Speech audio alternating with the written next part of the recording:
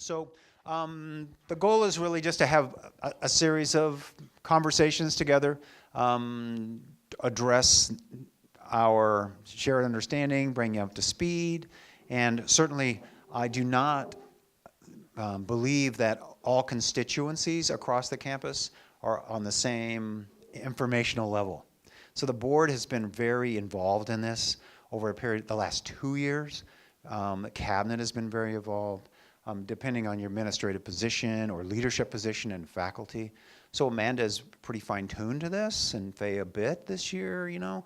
But what I'll just say is the rank and file of most of us out here just get little bits and pieces. So the goal is to bring us all up to speed, get questions, and talk about this in a way that's hopefully informative. Okay, how we got here. 2002, there was a Measure N, which was I think the most recent bond for the college. It was passed and it funded construction of what we're seeing now on this campus, a little bit of Upper Valley campus and a little bit of the South Valley campus, which you may not know that term, but it's American Canyon High School. We own some property, some buildings on that property as well.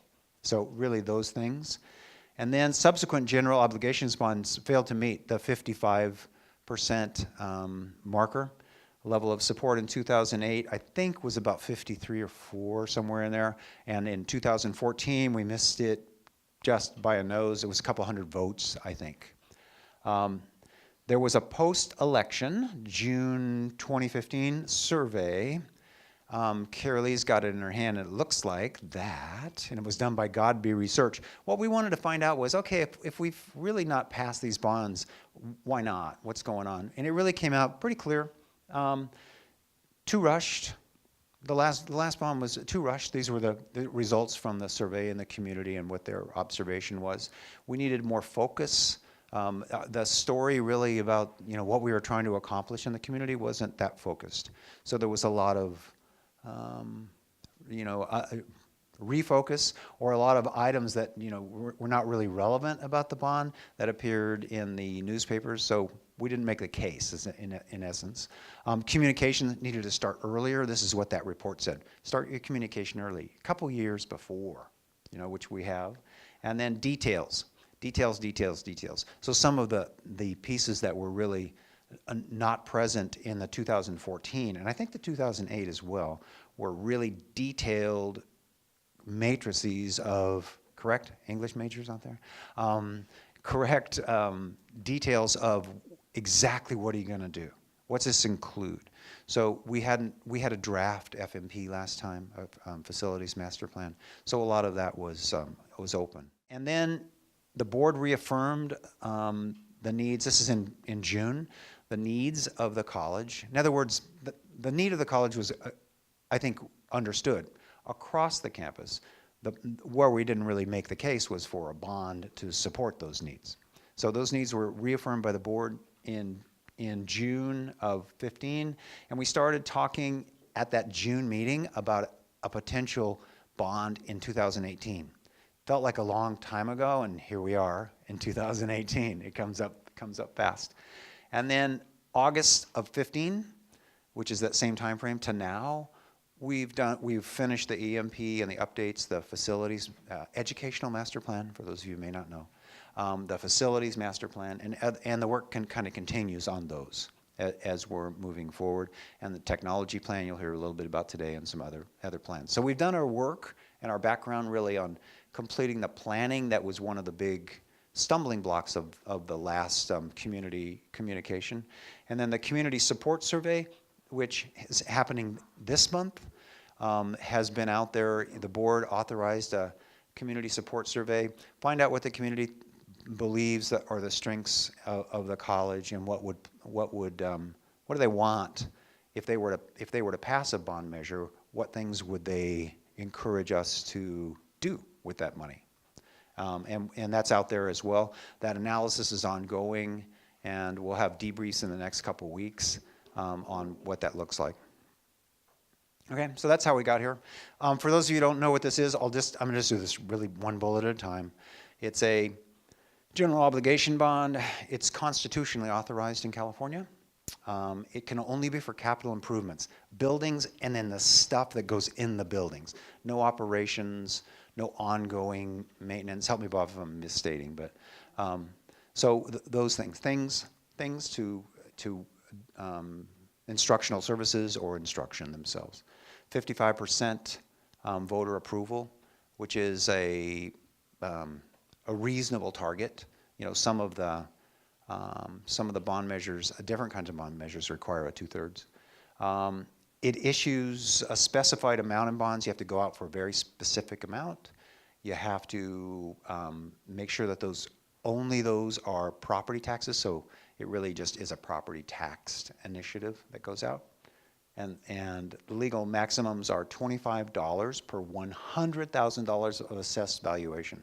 So in counties like ours where houses are assessed, you know, at massive values, you have the ability to go out for more money than you would in a county where the houses are, you have a low population and the houses are not assessed at that great a level. Yeah, all okay on that? 2/3 of the board must approve the resolution ordering the election. There has to be a project list of what you're going out for. This has got to appear out there. It's also got to be ballot language, and then the bond size. You have to have it very specific of what you're going to go out for. So outside of that, that's the general bond. Facilities master plan is the next piece here, and Bob and Matt are going to talk about what's in the facilities master plan that we can understand. How many of you have looked at the facilities master plan that's on the college website? Very good, quite a few of you. So those that haven't, I encourage you to go to the facilities webpage at the facilities page of the college website, and down on the left-hand side, you'll see the facilities master plan. What we tried to do with the facilities master plan, the version that was approved by the board in, I believe it was March, was to take a look at the updated educational master plan, look at what the needs were of the college, and come up with a facilities plan that best met those needs at that point in time. Part of that was looking backwards to what we had from previous facilities master plans, but also looking at that new data as we move forward. Basically, what we've identified, the need for 4 new buildings to address what our needs are. Those would be Building 200, which would be at the north end of the campus, and they're the blue buildings that you can see on there. So Building 200 is the north end of the campus up by the PAC. Building 900 is shown in this version is an infill building in the quad for additional student affairs, student services space. And then we have a new science building for physical science to replace the chemistry, engineering, geology, physics, and astronomy. I'll leave somebody out, but and then some additional buildings down at the south end of campus for viticulture. So additional wine lab space as well as replace the ag lab. You can see the salmon colored buildings. Those are all buildings that are slated for some level of renovation. So anywhere from the gymnasium, there's a phase 2 on the first floor. 1,000 building and 800 building, get some renovation there. And then through where the existing bookstore is, financial aid, existing student activity center, all receives facelift and renovation as part of the student affairs modifications. The 1800 building would be completely renovated once there was a new physical science building. That could be renovated to house general classrooms, or it could be a new home for MESA and STEM programs that could be associated with the science areas. Upgrades and renovation to the 1600 and the 1400, again, the general classrooms. The 1200 building, which is the little theater. Some decisions have to be ultimately made there on whether we need secondary performing space or is it going to truly be large lecture space. If that's the case, it needs to have some renovations done. The machine tool welding has been a long-standing project that needs to be modernized and some needs addressed there. And then down on the south end of campus, we've got some additional renovations, a phase 2 in the visual arts building, and graphic design, the additional things. One of the things that I did want to go back and talk about is Building 200, which again is slated as a new instructional building. What we're trying to do there is address the need that we have for large classrooms and flexible instructional space so that we can have classrooms that hold 50, 75, but they can also be broken down into classrooms that can hold 35 students. The other piece of that is ultimately, if you can see on the map where we've located the physical sciences building, that is where the modular buildings are right now. And those are large format classrooms that hold a lot of students. So Building 200 would replace that need short term that would allow us to build the new physical science building there. The middle of the mall, the central walkway that runs down the campus, anybody that's walked down there can see that the trees have been doing their work and pitching the sidewalk and things. That's actually quite a large project to replace the trees, planter box, walkways, lights, irrigation, and do a lot of work down the middle of the campus. And then we also have the central walkway from the bus stop up through the middle of campus that way. We also have infrastructure issues and challenges with, we need to extend some fiber optics so that we have some better IT infrastructure on campus. We also have issues that we're going to need to address related to storm pipe, water pipes, and sanitary sewer. Not very spectacular things to talk about, but when you have 55-year-old pipes, those are things you need to address. As far as next steps, one of the things that we've been working on is we can put together a list that has these items on here, but what does it cost? That's part of the phase where we're in right now. So we've been working for a period of time to try to drill down and get estimates and to see what those things, what those costs are. There's a lot of different tools that we can use, but with inflation, time of the bond, if there's a project that's on here, and let's say the funding isn't available for that particular project for 10 years, there's going to be cost escalation, but there's also going to be program changes that are going to affect what we need in that space. To that end, through the process of developing this document, we had a lot of focus group meetings with different targeted folks on campus. The last of those meetings took place in 2016 in the spring. Well, we're going to go back and check our assumptions that we made on those for a couple of those buildings in particular. So in the next month or so, in fact on September 13th, I just today scheduled a meeting with Oscar to meet with the Student Affairs group to go over the Student Affairs facilities to confirm what it is that they need as we move forward. So that could change some of the pieces and parts of that as we look at their secondary issues where people move and where they reside, but it all goes back to square footage and how much they need for their program. The other one that I'm trying to work on is another revisiting of the physical science building with the faculty, now that the faculty are back on site, and they have the first week of the semester under their belt. So we're going to schedule, and again, make sure that we've made correct assumptions and things haven't changed, and then what we'll do is we'll refine those budget numbers again and see if that changes the scope of anything else that we've got in there so that we can come up with a more accurate assessment of those costs, because ultimately one of the key pieces that builds the bond project list is extracted from the facilities master plan. There are other sources, but that's one of the places. So just want to say a few words about the technology plan. So we've been working on the technology plan. The technology committee has been working on the technology plan for the past year. We presented information about the draft of the technology plan to the Administrative and Confidential Senate, the Academic Senate, and the Classified Senate before the end of the spring semester. We will continue the work to finalize the technology plan within the next 2 months. One of the key elements of finalizing the technology plan is that we have, if you haven't heard, we recently hired a new director of institutional technology. His name is Eric Hoke, and he starts on September 5th. So he will be key to helping us finalize the technology plan. But one of the key elements as it relates to a bond measure that's in the technology plan is the need to upgrade our infrastructure on campus.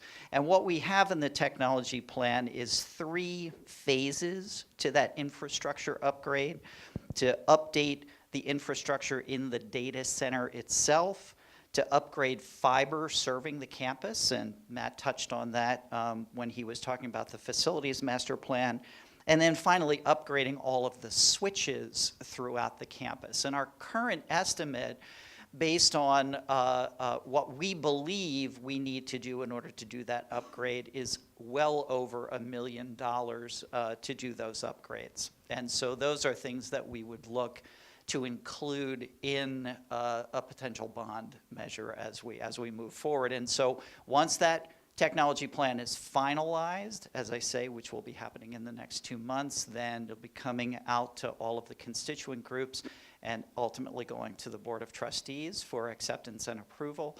Then that number would be part of the bond list as we go forward for a bond measure.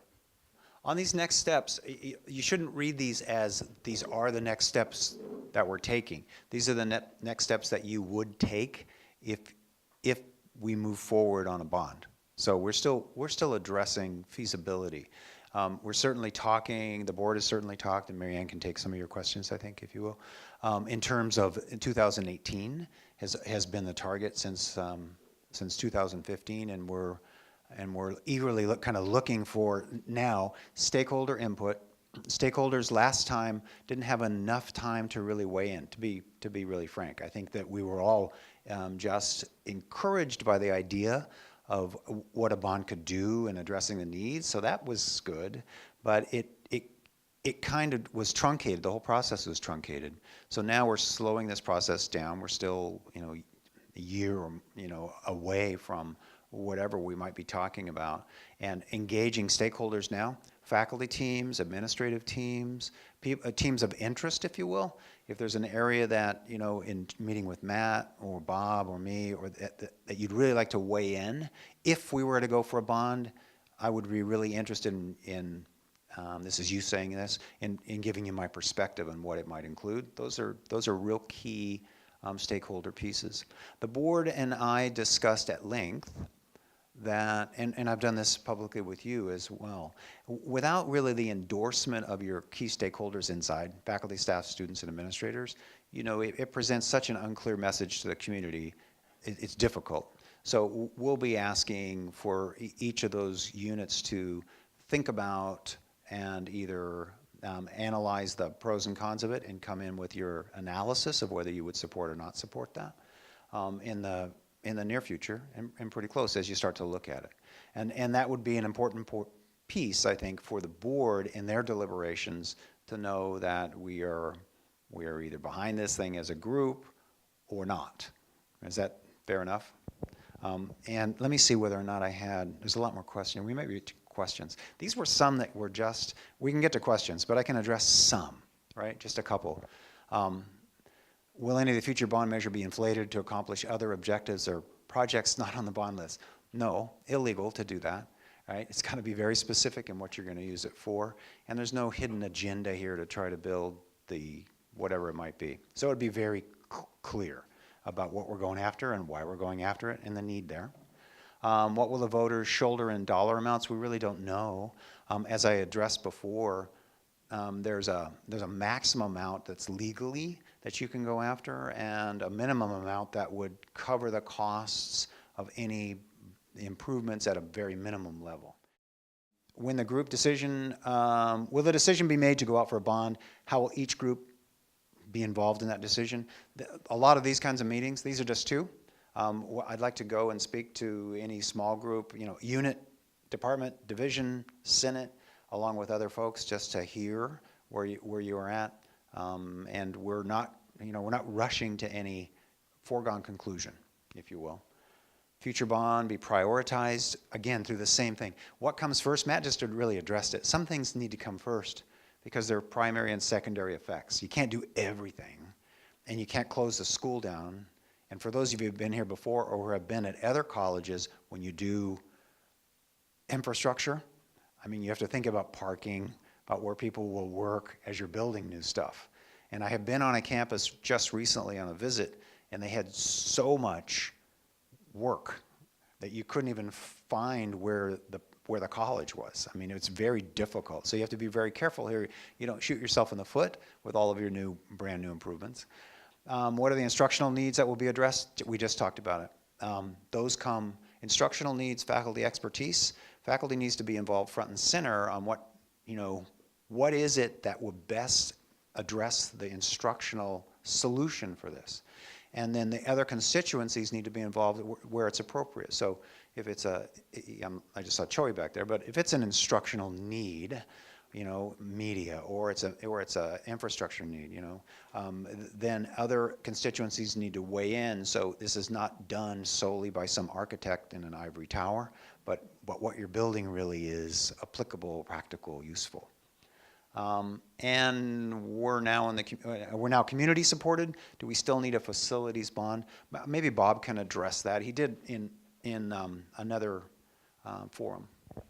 Sure. So first of all, what does community supported mean? Community supported means that when you look at what the state believes based on their cost per FTES, what they believe we need to operate the college, they look at 3 sources of revenue. They look at student enrollment fees, they look at local property taxes, and then if those fall short, then it would be money coming in from the state as a state appropriation.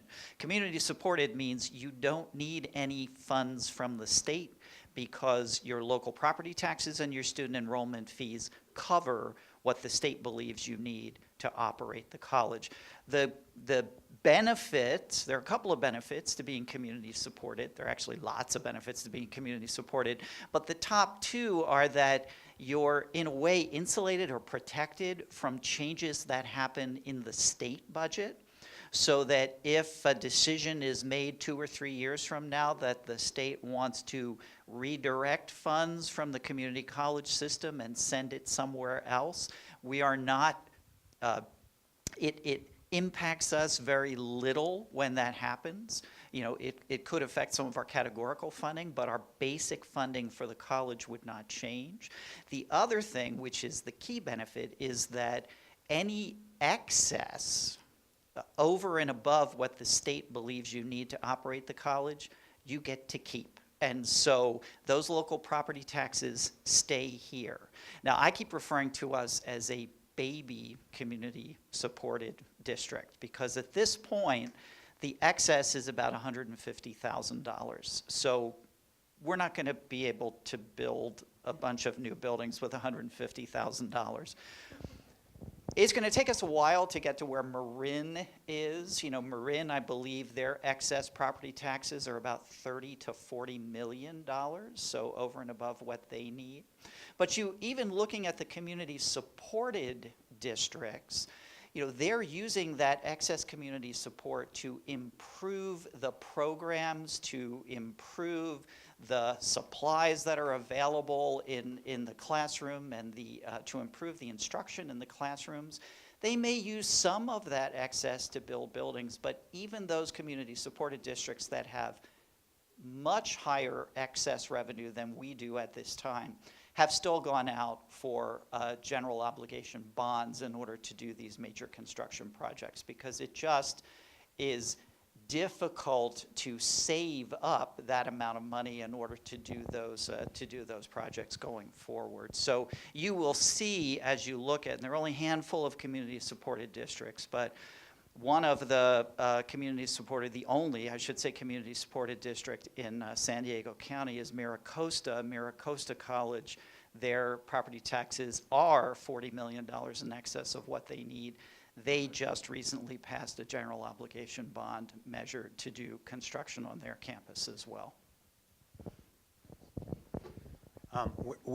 we're going to go to questions, and I'm sure you might have some that are not addressed. I wanted to reintroduce Trustee Marianne Mancuso and welcome her. It's really important because this is primarily the board has to ratify and put this resolution on there. And Marianne, I don't know whether you care. Do you want to make a couple of comments or okay?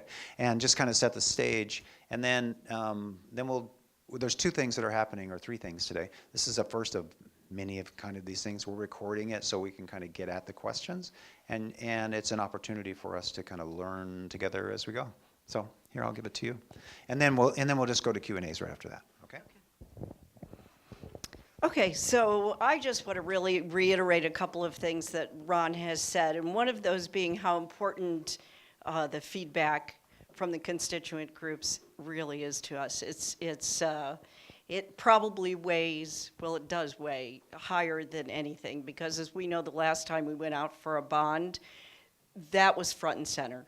It was just, there was no getting around it, that we weren't getting the full support internally. And so how do we go out to the community and get the support without the internal support? So while Ron says, these are kind of baby steps and we're moving along, at the same time, though, there's an awful lot we need to do to get out in the community and to make sure that the community understands, because I think what happened also the last time is that there was a communications breakdown. I think that there was the facilities plan was just, tossed around so much, and I think that we need to have the time to get that communication out to the community, but that's going to come from the support that we get internally. So, and the board is going to, really that's going to weigh huge on our decision and how we move forward.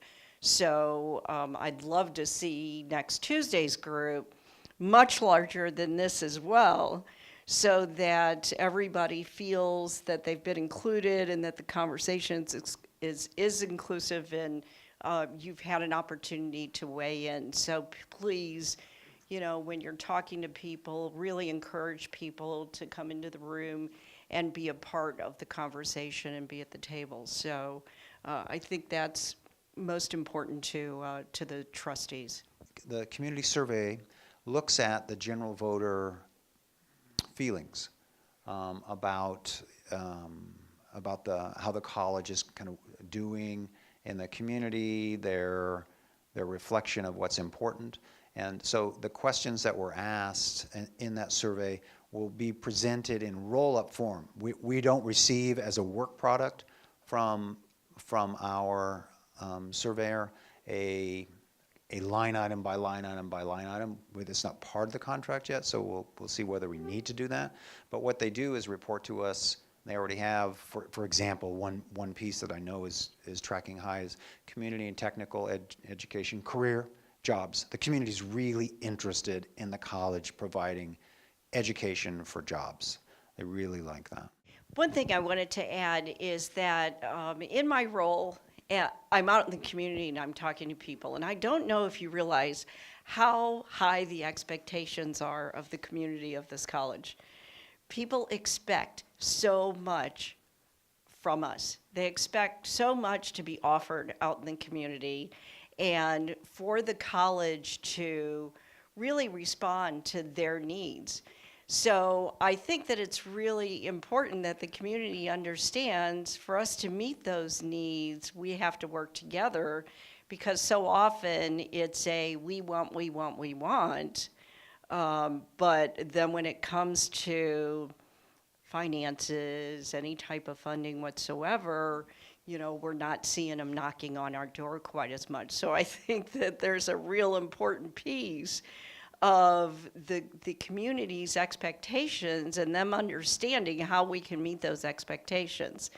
And, and the other thing that we want to stay away from as much as we possibly can is, and this is me saying this, which might seem odd to people, is that we want to keep it non-political. And so it's really about what we're going to be able to do to continue our student success. And it's not about an us and them or anything like that. So that is a very important piece. But I just wanted you to realize from being, again, on the inside, understanding how high the expectation is from the community, what's happening here at the college. Well, there's a little bit of call to action. I mean, the call to action is really, we're all leaders, because the issue really at Napa Valley College is to create a leadership model where everybody's a leader. You lead from the middle, you lead from the top, wherever it might be. So I would encourage you to have conversations with other people in your unit or cross units, for sure. What do you think?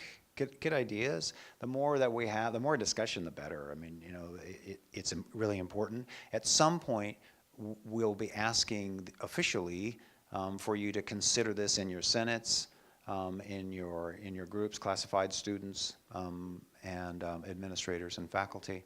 For either, it could be a straw vote, it could be an endorsement or non-endorsement, or it could be a motion of support or non-support. But those are going to be important, and being ambivalent or invisible is really not going to be helpful. So we're really looking for people just to weigh in as we go. So questions?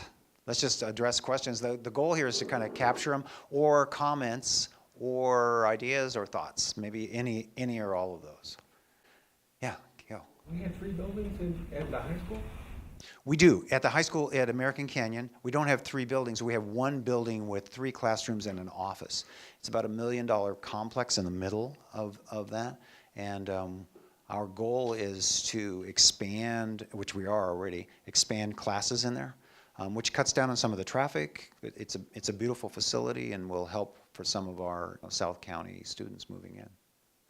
But yeah, yes. I think that the program they had to get the high school kids involved in our school gets them excited. It helps with the funding, I think, with this bond. I think that was a critical element that we took advantage of this year, I think, and that's really going to maybe help, and then having that center over there at the high school, I didn't know about that, and that's funneling the kids this way. That's a great idea. But I think, yeah, having a little feedback from the community, on how they get their kids out of their homes is critical. And I think once we, address that, we'll have more people on board. I was just thinking about, you were saying that we won't have another bond for 20 years. And that got me thinking about stuff like, maybe we could be a showcase for innovation in terms of, energy savings and transportation changes and rising waters. Is the river going to flood us out? Things like that. So maybe we could be a source of innovation for the community, and maybe with our winery building show wineries things they could do. We could have water-wise landscaping and really, get the community behind us on things like that show that we're trying to be innovative. I'll bring it over while I'm walking it over. Yeah, we've done, one of the things that impressed me when I got here was that the sustainability efforts that the college had done so much of already, and we could really take a leadership position there. It's actually pretty easy. When do we pay off the 2002 bond? And what other bonds are we going to compete with? First of all, we've already retired some of the 2002 bonds, and we still have some bonds out there, and we're looking at refinancing some of those bonds to reduce the interest rates and shorten the amount of time that those will be out there. So expect to hear a little more about that as we go forward over the next couple of months. In terms of what we'll be competing against, can't really say if anyone else in Napa County is going to be going out for a bond.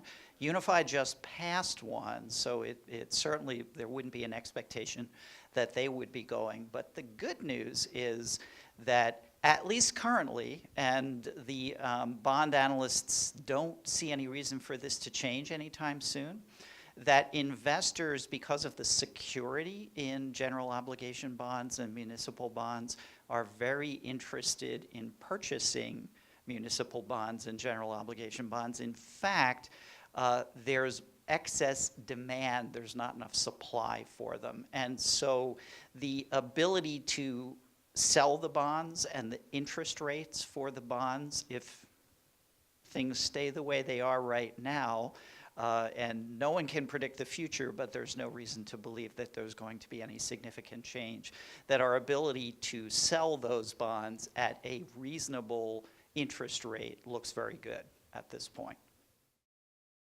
Is there something that we can do that would get everybody in the community on board? No, no. I mean, the taxpayers have been real clear that they do not support and will not support any increment for any reason, regardless of the strategic initiative. So they've been real clear about that, and that's okay. You know, that's just a stance. So I think the frame really has to be about student success. I mean, this is not about taxes. This is about student success. I do have one question. And it's sort of that transition from us talking about it to when the actual campaign begins, if the board decides to go forward with a campaign. When do you anticipate, and I may have just missed that in the beginning, but when is that transition, when are you planning for that to take place? We're looking at, that's what the community survey was intended to do, was to gauge the reality of the college going out into the community and then the kind of voter support. So we've targeted 18, which, and there's two dates that came up. One was the June, what's that called? The June election. There's some name for that. Primaries. And then the other was the general election in November. And both of those present challenges and opportunities. You know, more folks show up in November, and we may be better served to wait for that larger group who would be more supportive, or we may, based on our knowledge and desires, decide to go out earlier. So that's still there. We'll wait for that. But we're really talking about 18 for sure in this round, sometime this year. We have addressed a couple things.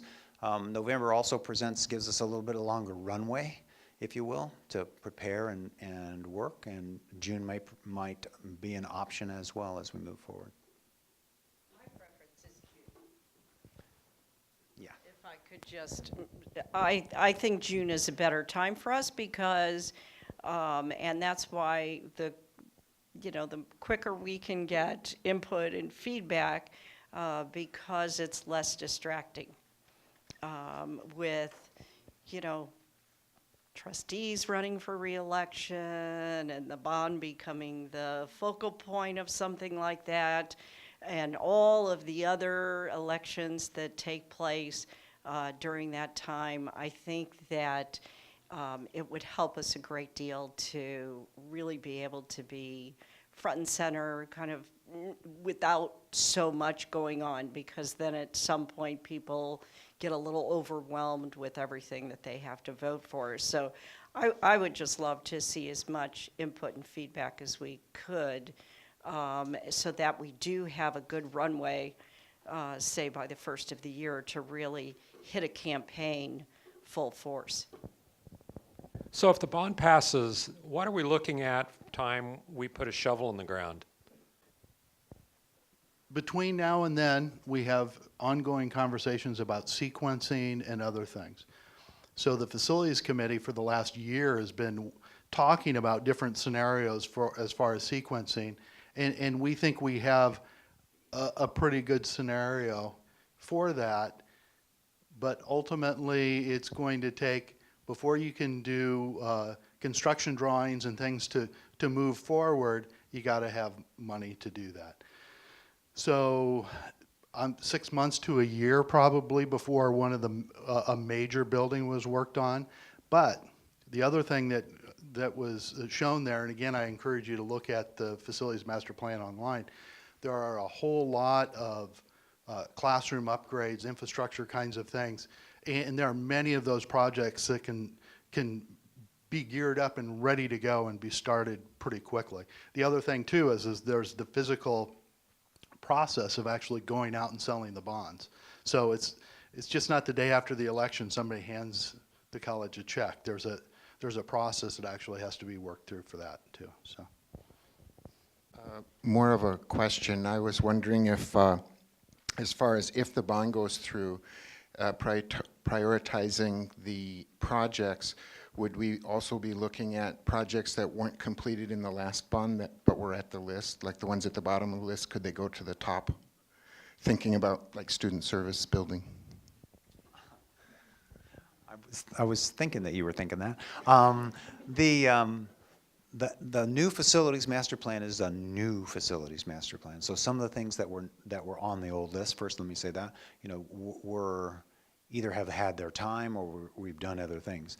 Certainly that what was Matt referred to as the infill building, which is the student services area, is a key priority, and we would look to not wait till the end of that.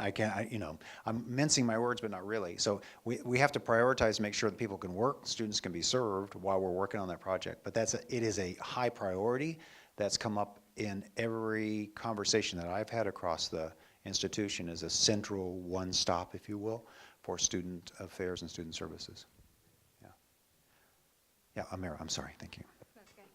Okay. So going out in the public, what does that look like through the campaign? Because we see the facilities master plan and we know the college, but to really get the public involved, what is that going to look like? Once we are clear that we would like to go for a bond, and it's still in the feasibility stage right now, then we will work with the board, we'll draft ballot language. The board has to adopt this resolution. Prior to adopting the resolution, we can have a general series of conversations that aren't campaigning. To do a campaign insider, for me to even advocate for the bond, is not legal. So I would say it's kind of like what Matt talked about. As we move forward and the board gets ready and it's clear that they want to go this direction with background, I would think that there would be an external campaign committee. And Jessica was very involved in this in 2002. Yeah, campaign manager. So I'm sure the board, the foundation, as you know, if you weren't aware of this, our Napa Valley College Foundation, a separate 501c3 that's external, they've been front and center. They're very pro-bond. They've changed their bylaws and, in fact, their governance structure so they can support the bond monetarily out of the chute. And that was a big step for them. So that means that they can contribute rather than just a limited, few thousands, up to 150,000 towards this, which is they were very, very clear on that. So I would think they would probably take the lead in establishing an outside campaign group, and then individual members of our community, you and whoever it might be, could be active or not active as you saw fit, but just not on work time, those kinds of things. Yeah. Y'all okay? Thank you very much. If you have, obviously, you could email anybody, on the cabinet team, or any leader, any questions, Faye, that academic senate might have, or the administrators or faculty classified, or students. Any students here today? I don't see. I'm making an outreach to students, and Rafael Manzo, the president of the NVC, will be here, I think, next Tuesday, so that will be good. Thanks so much.